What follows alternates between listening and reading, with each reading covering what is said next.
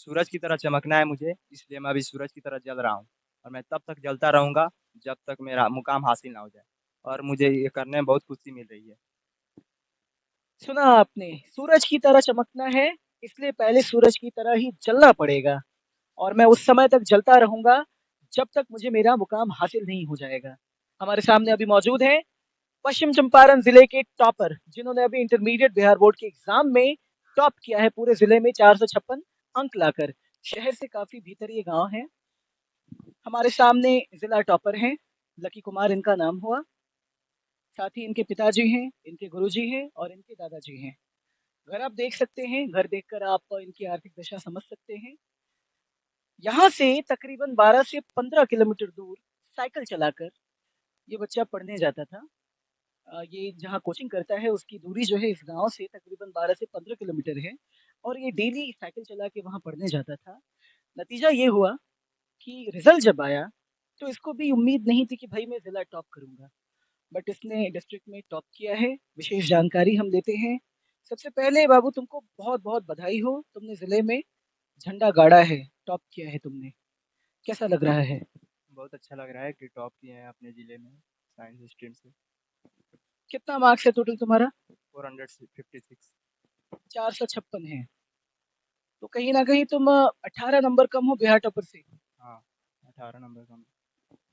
हालांकि 18 नंबर में सैकड़ों बच्चे होंगे, इस बीच में सैकड़ों बच्चे होंगे, लेकिन तुम भी हो इस बीच में। पहले हम ये जानेंगे कि 18 नंबर कहाँ से तुम चूक गए। अगर ये कवर हो जाता तो तुम आज बिहार टॉप होते। तो ये कहाँ तुमने इसका चूक कर दी कि 18 नंबर से तुम पीछे रह गए और तुमने बिहार टॉप ना करके जिला टॉप किया? इंग्लिश में थोड़ा खराब हो गया मेरा, इंग्लिश से थोड़ा चूक गया और हिंदी में कितने नंबर का तुमने इंग्लिश लिया था? इंग्लिश 100 मार्क्स का था लेकिन 88 आया। डिस्टिंक्शन तो उसमें भी है तुम्हारा। हाँ, हिंदी में भी हुआ है। हिंदी में कितना मार्क्स है? हिंदी में 91 है, मतलब मुझे लग रहा था और ज़्यादा आएगा। हाँ, इससे देखो डिस्टिंक्शन तो तुम्हारे सब में है। तो ओवरऑल बात की जाए तो ये 18 नंबर जो है, तो तुम जैसे कि तुमने बताया कि इंग्लिश और हिंदी, तो अगर इन दोनों को भी देखा जाए तो क्या सिर्फ यही दो सब्जेक्ट है या फिर कोई और भी सब्जेक्ट है जिसको मिला के 18 नंबर तुमने चूक कर दी? और भी सब्जेक्ट है, मुझे मैथ्स में लग रहा था कि 100 अपना 100 आएगा, लेकिन इसमें 93 आया है, तो उससे भी रिजल्ट थोड़ा कम आया। कोई बात नहीं, जो होता है बहुत बढ़िया होता है और तुमने जिला टॉप किया है तो ये भी बहुत बड़ी बात है। पिताजी आप हैं इनके, आपका नाम क्या हुआ? प्रमोद प्रसाद। क्या करते हैं आप? कपड़ा सिलाई करते हैं। तो कहीं टेलर का शॉप वगैरह भी है या घर से ही करते हैं? घर से ही करते हैं, टेलर से लाते हैं, आरके टेलर है एक पोस्ट उसी से लाते हैं और घर पे सिलाई करते लोग को पता है कि आप सिलाई का काम करते हैं? हैं। जी, लोग को पता है। अब जो भी आपके घर का जो अर्निंग का स्रोत है, सोर्स जो है कमाई का, वो टेलरिंग ही है। ये हमारा टेलरिंग है। कितने भाई बहन आप लोग हैं? हम अकेले और एक बहन है। हम एक और एक बहन है।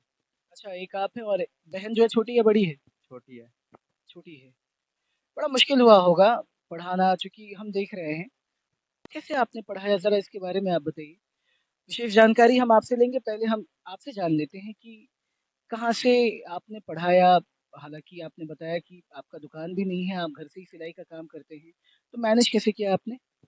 उसी में से जो भी कमाते हैं उसी में से बचा बचा कर इनको पढ़ाते हैं और यही करते हैं, दूसरा करते आप दादाजी हैं? हैं। आपका नाम क्या हुआ? शंकर महतो। शंकर महतो। और पोता टॉप कइले बाड़न पूरा जिला में। कैसन लागत रुआ? बहुत अच्छा लगा। बढ़िया लागत है। आप गुरुजी हैं इनके, आपने इनको पढ़ाया है? जी, ये मेरे पास 9th क्लास से आया था, 9th 10th और अभी 12th तक मेरे पास पढ़ा है। बहुत खुशी की बात है कि 12th में ये टॉप किया है, डिस्ट्रिक्ट टॉपर रहा। जब ये फ़ोन किया तो बहुत खुशी की बात हुई, बहुत खुशी हुई अंदर से। नाम क्या हुआ आपका? मेरा नाम अनीश सिंह हुआ, सीबीएसई टारगेट ज़ोन, जो मेरा कोचिंग है दुर्गाबाग चलता है। आपने पढ़ाई कहाँ से की है? जो आपने 10th तक की पढ़ाई की, कौन से स्कूल से की है? कृष्णा इंटरनेशनल पब्लिक स्कूल जो यहाँ पे सरस्वती विद्या मंदिर के बगल में है, वहीं से पढ़े। 12th में आपने साइंस लिया, मेट्रिकुलेशन में कितना मार्क्स था आपका? 468। 468 था, तो क्या उसमें भी टॉप 10 में थे या कुछ ऐसा था क्या? हाँ, उस समय एग्जाम हम लोग का एसबीएसई कैंसिल हुआ था तो स्कूल से मिला था। अच्छा, आप सीबीएसई से आपने पढ़ाई की है। हाँ। हाँ। उसके बाद आपने बिहार बोर्ड यानी कि हिंदी माध्यम चुना आपने और फिर आपने साइंस स्ट्रीम लिया। मैथमेटिक्स था या बायोलॉजी था? मैथमेटिक्स था। मैथमेटिक्स था। खैर आपने टॉप किया है। ज़िले की अगर बात की जाए, तो यहाँ भी लाखों बच्चे होंगे, हज़ारों बच्चे ऐसे होंगे जो आपके साथ बैठ के एग्ज़ाम दे चुके हैं, लेकिन उसमें से आपने टॉप किया। अंतर कहाँ ये आ जाता है कि आपने टॉप कर दिया और वो पीछे रह चुके हैं? तो क्या मतलब इस बीच का जो अंतर है, उस पे क्या बताना चाहेंगे आप?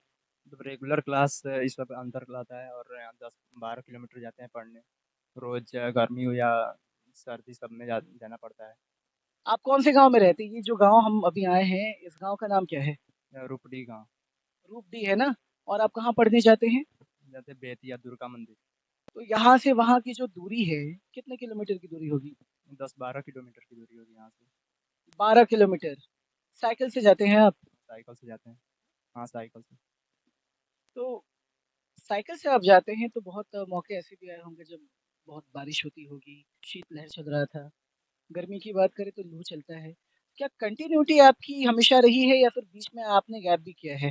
कंटिन्यूटी हमेशा रही है। हमेशा कंटिन्यूटी रही है। कोचिंग काट नहीं की एक बार। यहाँ हम आपसे जानेंगे कि क्या इन्होंने रेगुलर कोचिंग किया है? जी, इसका रेगुलरिटी जो है वो कंटिन्यू रहता था और साथ में ये बैकलॉग लगने नहीं देता था। जो भी सब्जेक्ट पढ़ाया जाता था उसमें एकदम कंटिन्यूटी रखता था, अपना होमवर्क बढ़िया से कंप्लीट करता था और साथ में इसमें पढ़ने के लिए डेडिकेशन था। ज़्यादा बस गाइड करने की ज़रूरत होती थी मेरे को और बाकी सब ये देख लेता था। कितने घंटे की तुम पढ़ाई करते थे? 5-6 घंटे पढ़ते थे, अच्छे से पढ़ते थे, उससे हो जाता था। देखिए बहुत लोग कहते हैं कि भाई मैं 24 घंटे में पढ़ता हूँ, दिन भर पढ़ता हूँ, खाने की भी सुध नहीं रहती है, कहीं जाने की भी सुध नहीं रहती है। आपने कहा कि 5-6 घंटा में पढ़ता हूँ, तो क्या इतना इनफ है? हाँ, इतना बहुत इनफ है। जितना देर मतलब पढ़ना चाहिए उतना अच्छे से पढ़ना चाहिए कि उतना में हो जाए। तो आपने मतलब हर एक दिन मात्र 5-6 घंटे की पढ़ाई की। हाँ, 5-6 घंटा और एग्ज़ाम टाइम में थोड़ा ज़्यादा हुआ था। आगे की पढ़ाई कैसे क्या करनी है? क्या सोचा है आपने? आगे आईआईटी करना है, फिर आईआईटी से ग्रेजुएट बीटेक करना है। आईआईटी करना है, लेकिन आर्थिक स्थिति तो खैर हम देख रहे हैं, इसके लिए एंट्रेंस भी पहले देना होता है। कहाँ से आईआईटी करने के लिए सोचा है आपने? पहले एंट्रेंस देने के लिए प्रिपरेशन करना होगा तो कोटा जाने का सोच रहे हैं। प्रिपरेशन के लिए आप कोटा के लिए ये आपने धारणा बनाई है।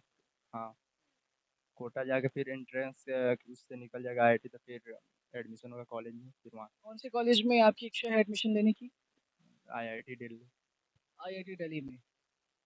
कोटा जाके पढ़ना चाहते हैं, तो क्या कहना चाहेंगे आप? क्या आप इतने सक्षम हैं कि इनको आप भेज सकते हैं, पढ़ा सकते हैं? अभी तो उतना सक्षम नहीं है अपने तरफ से, लेकिन कोशिश करेंगे। जहाँ ये बोलेंगे वहाँ भेजने की कोशिश करेंगे। क्या बनना चाहते हैं जीवन में आप? क्या करना चाहते हैं? लक्ष्य क्या है आपका?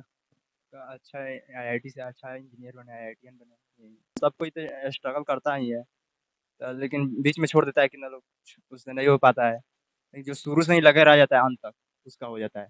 मैंने कुछ सीखने के लिए पढ़ा है, लेकिन मैं टॉप करने के लिए नहीं पढ़ा, लेकिन मैं सीखते-सीखते टॉप कर गया। मतलब बेसिकली बात ये है कि टॉप करने के व्यू से आपने कोई पढ़ाई नहीं की है। आपका मोटिव जो था यही था कि मुझे कुछ सीखना है और इसी क्रम में आपने टॉप कर गए। तो ये बहुत बड़ी बात है कि जैसे कि आपने सुना कि इतना आसान नहीं है टॉप करना, लेकिन अगर कंटिन्यूटी हो और इसको एक स्ट्रगल के रूप में आप ना देखें कि मैं बहुत ज़्यादा संघर्ष कर रहा हूँ, बल्कि इसे अपने एक पैशन के रूप में देखिए कि पसीना भाई गिर रहा है, लेकिन ये पसीना कल मेरा भविष्य बनाएगा, तो खुशी होनी चाहिए। अगर इस मोटिव के साथ आप पढ़ाई करते हैं, तो कहीं न कहीं आप भी ज़िले का नाम या फिर पूरे राज्य का नाम रोशन कर सकते हैं और अपने भविष्य को एक सुनहरा दिशा प्रदान कर सकते हैं।